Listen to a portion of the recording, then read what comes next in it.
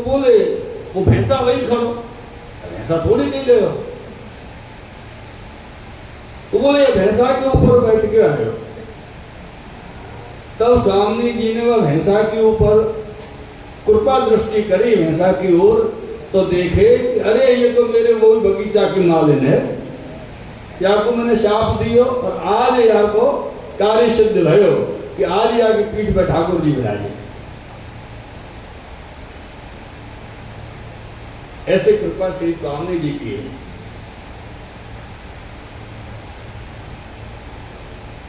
लाखों प्रकार से आप युगल स्वरूप ने केली करी है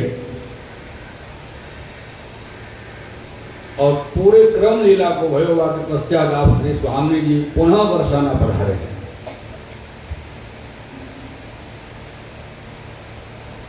जब आप पधारे लाडले लाल की,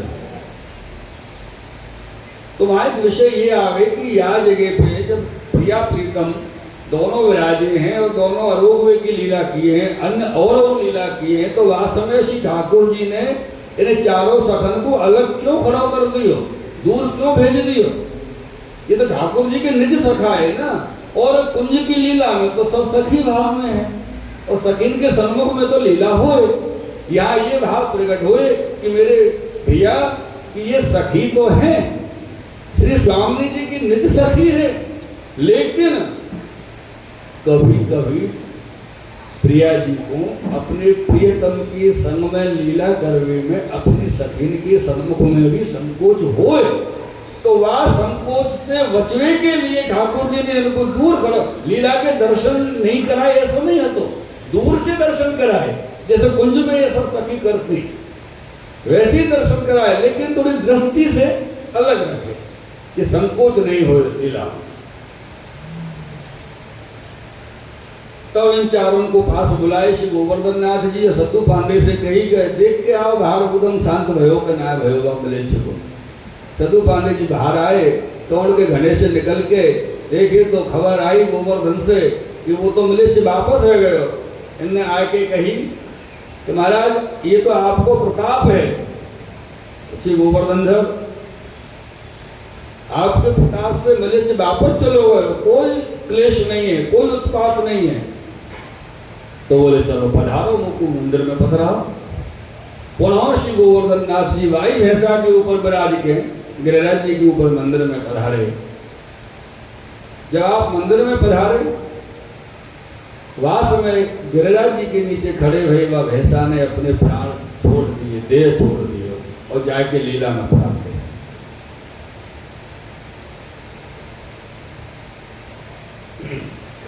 मेरे प्रियजनों, ये सब श्री गोवर्धन नाथ जी के दर्शन करके खूब आनंदित हुए, हर्षित हुए, और आनंदित हुए के हर्षित हुए के कुंभन दास जी ने कीर्तन श्री गोवर्धन नाथ जी को श्रवण कराए।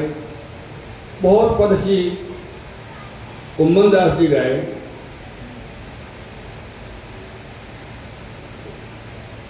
एक वो हो ना अकबर बादशाह देशाधिपति, अब ये इतने पद कीर्तन करते श्री कुंभन दास जी, तो इनके पद प्रचलित रहे, तो कोई गवैया जो कलावत कलाकार है तो वाने जाके एक पद श्री कुंभन दास जी को और देशाधिपति के आगे जाके गाएंगे। देख रही आवनी मदन गोपाल की, चक्रवाहन गति निरख लाजत गजपति गज गति अनूप लटक चाल की, देख रही आवनी मदन गोपाल की। ये पद ये गायो तो देशाधिपति को लगे कि अरे ये तो बहुत सुंदर पद है। कैसे कैसे महापुरुष या भूतल पे भय हैं, कैसे कैसे भगवान के विष्णु के पद गाए हैं। जब ये ऐसे कहने लगे तो वह व्यक्ति ने कही कि महाराज भय है नहीं है, वो तो हैं, अभी हैं भूतल पर, गए नहीं है। कहाँ है? तो बोले गोवर्धन में यमुनावतो गांव है, वहां है। कुंभन दास जी इनको नाम है। तभी देशाधिपति ने अपने व्यक्ति भेजे कि बोले बुलाए के लाओ। ये व्यक्ति आए जमुनावती में, सब वाहन व्यवस्था संग लेके। कुंभन दास जी वास्तव में परासौली में अपने खेत पर विराज रहे। गांव में पूछ के कोई के संखेत पे आए, बोले बाबा आपको बुलायो है देशाधिपति ने। तब कुंभन दास जी ने कही, भैया हमें वह देशाधिपति से क्या काम है, हम क्यों जाएं, मैं काहे पूछे लो। तो वाकई मनुष्य जो आए उन्हें कही कि बाबा आप चलो, अगर आप नहीं चलोगे तो वो समझोगे हम आपको लेके नहीं आए, वो हमारे प्राण ले लो। और ये तो भक्त हृदय है ना, दया है, तो बोले चलना ही पड़ेगा। और ये आफत आई है, जो आफत से कैसे बचो जाए। जब कुंभन दास जी चलने को तैयार हुए तो उन लोगों ने कही कि आप असवारी में बैठो, तो बोले नहीं। कुंभन दास जी जीवन में कभी कोई असवारी नहीं की, गाड़ी घोड़ा बैलगाड़ी कछु में बैठे ही नहीं जीवन में। तो बोले मैं तो अपने जोड़ा पहन के पैदल ही चलूंगा। आप उन लोगों के संग पैदल पैदल पधारे। वहां जाके देशाधिपति को खबर कराई। देशाधिपति ने श्री कुंभन दास जी को बुलायो अपने महल में, भवन में, डेरा पर। जब ये गए तो देशाधिपति ने कही बाबा आगे आओ। वास्तव में देखे तो श्री कुंभन दास जी तो तनिया पहरे थे, फटी मैली पाग पिछोरा मेले कुचले ऐसे हटे, क्योंकि गांव के ब्रजवासी है ना, खेत में काम करते तो वहां पर कोई कलफ वाले कपड़ा तो पहनते नहीं होते।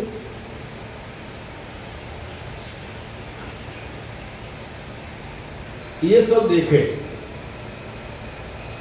तब देशाधिपति ने कही बाबा बैठो। अब बैठने की कही तो चारों तरफ देखें तो वहां पर तो जड़ाऊ रावती मोती की झालर लटक रही है, सुगंध की लपट आ रही है, ऐसे स्थिति व भवन की। लेकिन कुंभन दास जी के मन में विचार आयो कि हे भगवान मैं कहाँ या नरक में फंस गया,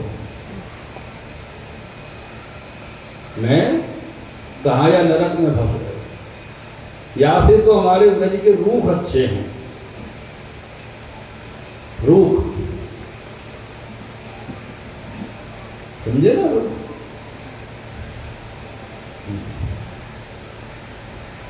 ब्रज के रूख अच्छे हैं।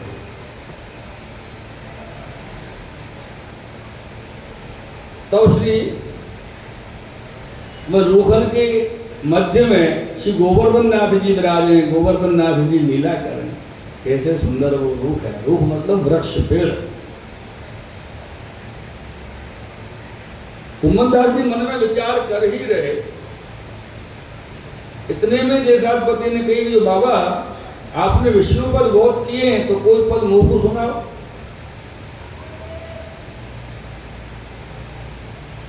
तब देशाधिपति के वचन सुन के वाणी कही ना मुंह को सुनाओ। अंदर से कोड़े गए, कुंभन दास जी कोड़े गए और मन में विचार आयो कि मेरी वाणी या मिलेच्छ को सुनावे के लिए, अरे मेरी वाणी तो श्री गोवर्धन नाथ जी के लिए, और सुनाए बिना याद कुछ छूटे नहीं। तो देशाधिपति सुनाना तो पड़े हो। तो मन में विचार किया कछु ऐसा सुनाऊं जो यार बुरी लगे, और बुरी लगे वो यहाँ से विदा कर, वो को नहीं रहना यहाँ।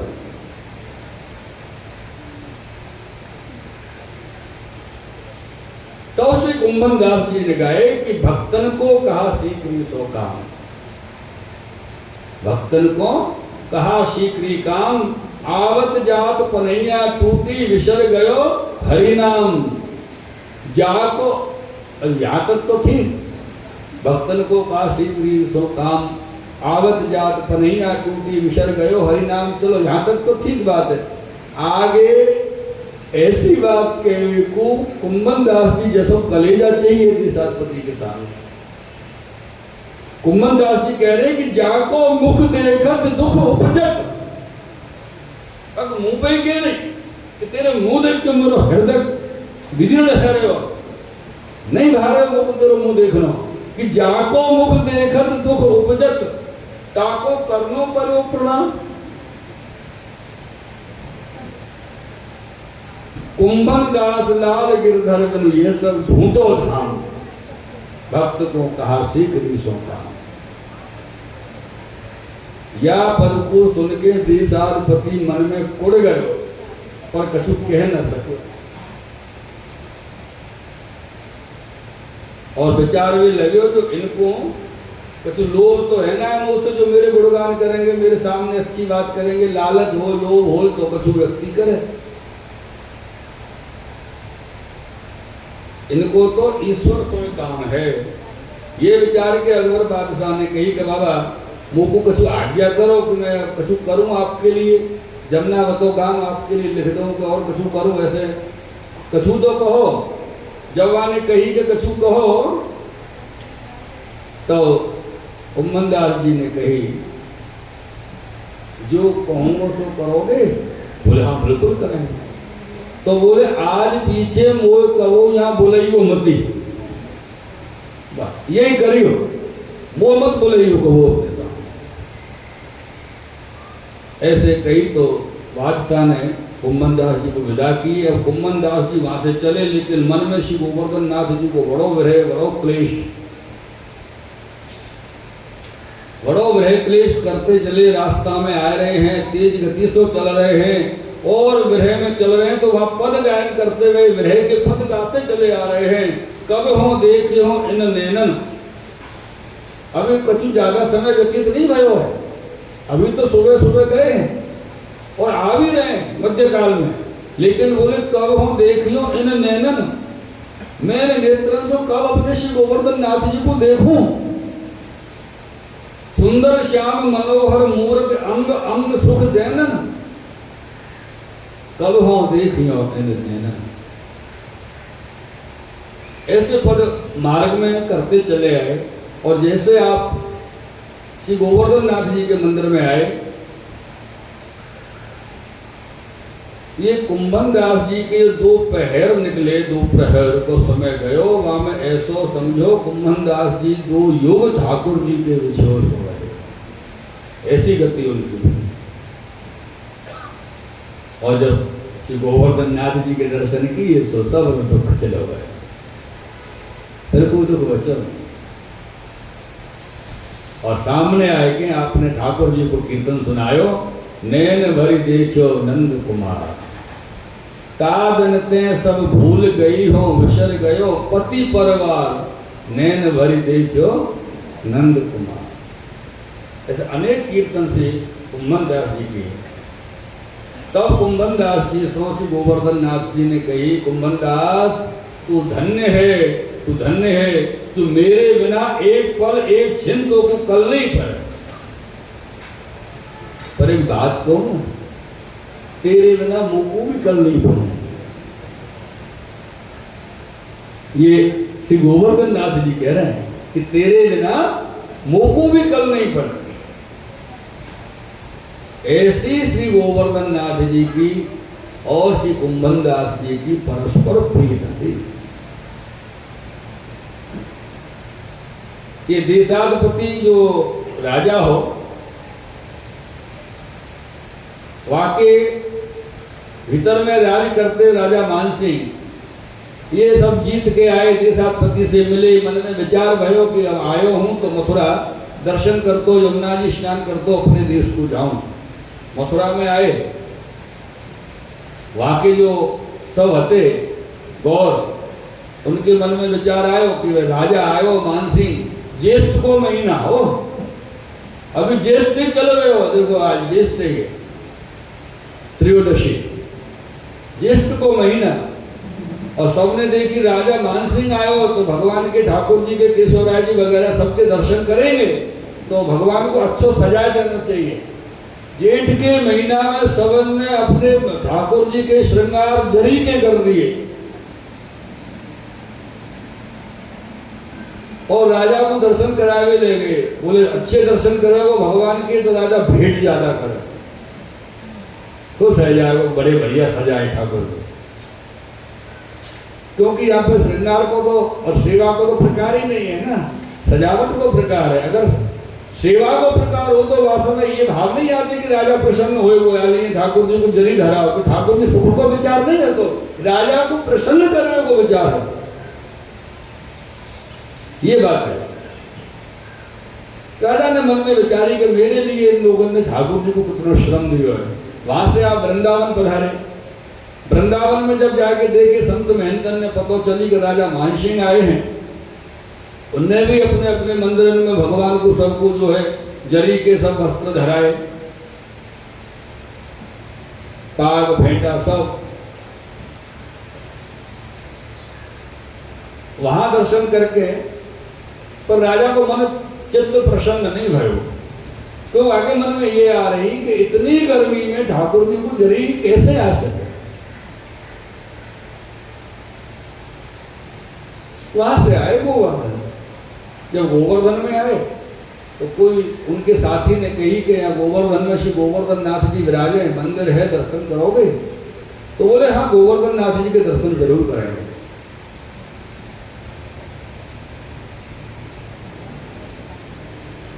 तो नीचे गिरिराज जी के आए, खबर पड़ी कि उत्थापन तो हो चुके, अब भोग के दर्शन खोलेंगे।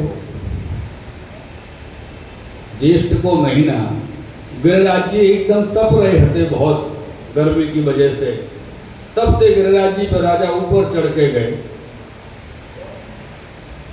और जब दर्शन खुले, जो श्री गोवर्धन नाथ जी के दर्शन किए, गोवर्धन नाथ जी के दर्शन करके राजा मान सिंह के नेत्र एकदम शीरे हो गए, शीतल हो गए।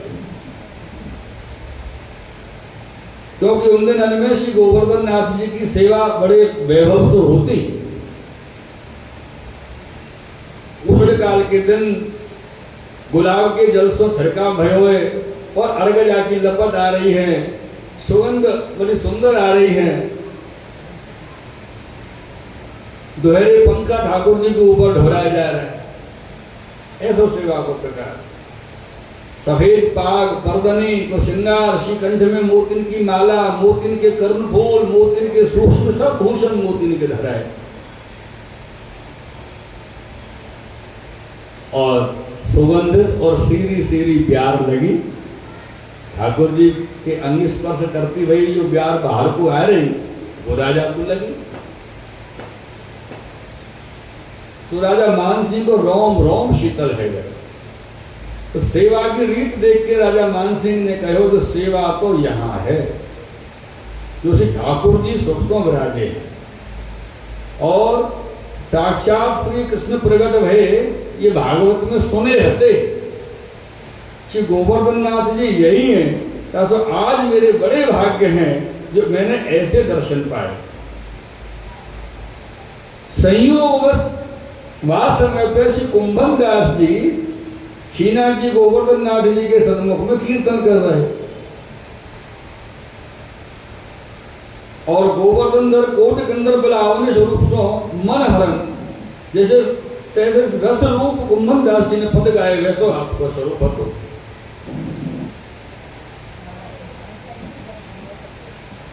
श्री गोवर्धन नाथ जी को कीर्तन सुनाए हैं। आवत गिरिधर मन जो हरियो हो, ओ अपने घर सच सो बैठी निरख बदन अचरा विसर्यो हो। आवत गिरधर मन जो हरियो हो, ऐसे कीर्तन कुंभन दास ने सुनाए। तब भोग को समय हो चुका, टेरा आए, मान सिंह अपने डेरान पे आए। ठाकुर जी के शयन की सेवा का क्रम भयो। कुंभन दास जी सैन की सेवा की पद गायन करके अपने गांव कहाँ पे आए? हाँ, अब की बात तो याद है, जमुनावता श्री कुंभन दास जी।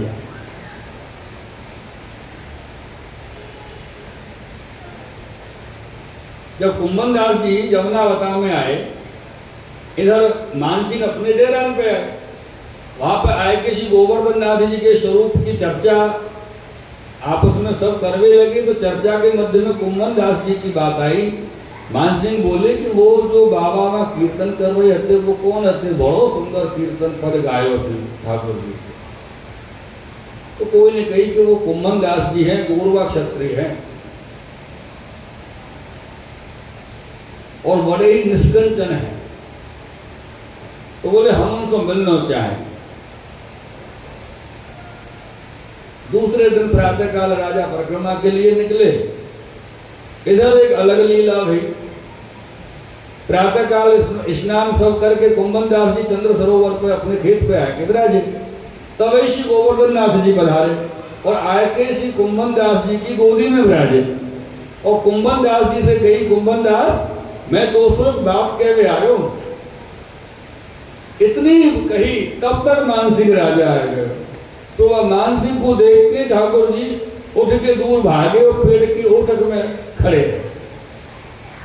और कुम्भन दास जी की दृष्टि तो ठाकुर जी को, क्योंकि जहां सर्वस्व दृष्टि तो वही हो। और राजा ने आके कुम्भन दास जी को प्रणाम करो, दंडवत करी, विनती करी, उनको ध्यान ही नहीं। वो तो ठाकुर जी को देख रहे हैं कि ये, और एक मन में ये भाव आ रहे हो कि काई को ये राजा मेरे पास आए मरे हो, या राजा को देख के मेरे तो श्री गोवर्धन नाथ जी कछु कह रहे हैं तो बोल न कह पाए, ऐसा दुख और क्लेश विरह कुम्भन दास जी के हृदय में। उनकी भतीजी एक रहती संग में कुम्भन दास जी के, वो सामग्री लेके वहां आई। कोई ने रास्ता में कही कि राजा मानसिंह आयो कुम्भन दास जी के पास, वो कछु दे तो तू ले लीजो। तो कुम्भन दास जी तो लेंगे ना। तो भतीजी से कुम्भन दास जी ने कही जब वो उनके पास आई कि ऐसा कर मेरा आसन और आरसी लागे मैं तिलक कर लूं।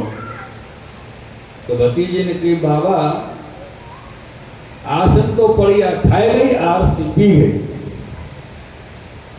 तो मानसिंह की समझ में नहीं आई। बोले ऐसे कैसे भरो, आसन पड़िया खाए गई और आरसी पी गई, आरसी कैसे पी सके? तो अरे दूसरी कर ला। कुम्भन दास जी ने कही दूसरी आरसी आसन कर ला। तो एक फूस को पूरा ले आई, वहां को खोल के बिछाए कि कुम्भन दास जी आसन की। आरसी तो खटोटी जो होती वहां में जल भर लाई और वहां में देख के कुम्भन दास जी तिलक किए।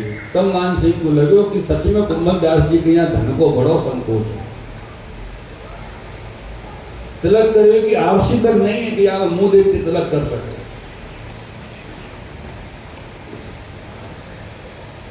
मेरे प्रियजन, राजा ने अपने व्यक्ति से रत्नम से जड़ी भई बड़ी सुंदर आरसी मंगाई और कुम्भन दास जी को दे के बोले बाबा ये लो आरसी, यहाँ में मुंह देख के तिलक कियो करियो। कुम्भन दास जी बोले भैया मैं यहाँ को कहा करूँ और मैं यहाँ कहाँ रखूंगा, मेरे तो घर में झोपड़ी छापर पड़े हुए हैं, कोई महल तो है नहीं कि तो कह के रखूँ जाको, और यहाँ के पीछे मेरो जीव जाए वो को नहीं चाहिए। तो बोले बाबा, वाने सोची मन में मानसिंह ने कि हाँ बात तो सही है, कहाँ आपको भुनाएंगे, अगर बाजार में कोई को देवे भी गए तब भी समस्या हो जाएगी। चलो ये ऐसा करो, आप मोको कछु धन आपके लिए द्रव्य दे दो तो वो आपके कछु वर्ष ताई काम आवे, वो अन्न लाए। तो राजा 1000 रुपया की थैली देवे ले लो।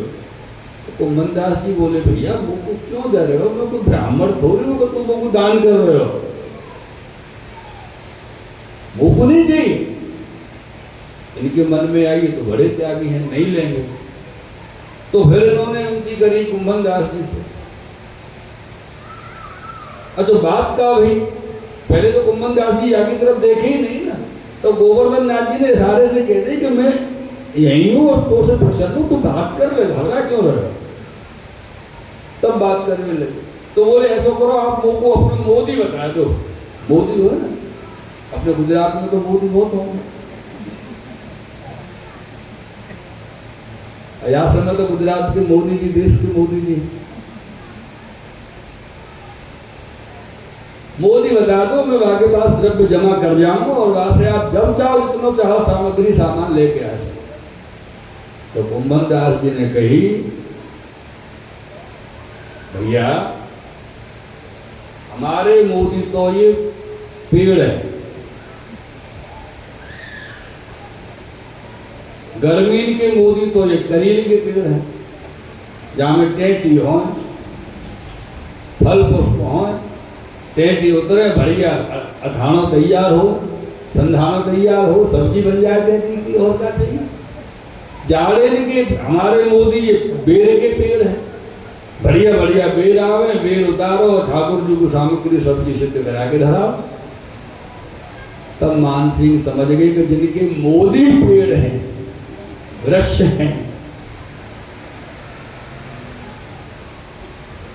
आज तक हमने बहुत त्यागी वैरागी देखे सुने, पर ऐसे त्यागी न देखे, श्री कुंभन दास जी जैसे त्यागी न देखे, जो गृहस्थ में ऐसे त्यागी हैं।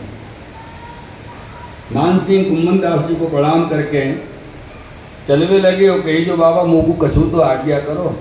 तो कुंभन दास जी ने कही, जो हम कहेंगे सो करोगे। तब राजा मान सिंह ने अपने भाग्य मान के कही कि हाँ आज्ञा तो करो, मैं जरूर करूंगा। तब कुंभन दास जी बोले कि भैया आज के पीछे कहो मेरे पास आई उम्र, और अपना मुंह मत दिखाइए। तो चारों दंडवत करके प्रणाम करके चलो।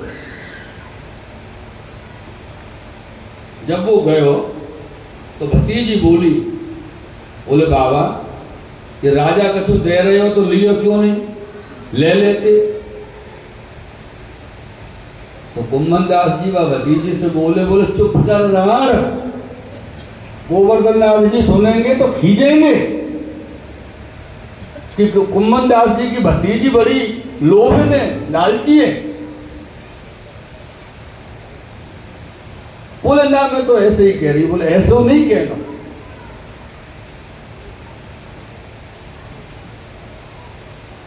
तब श्री गोवर्धन नाथ जी कुंभन दास जी की गोद में आके बैठे और कुंभन दास जी से कही, क्यों कुंभन दास तो एक क्षण में ऐसा क्यों है गए हो, मैं तो तेरे ऊपर खूब प्रसन्न हूं, चिंता मत कर। ये बात सुन के श्री कुंभन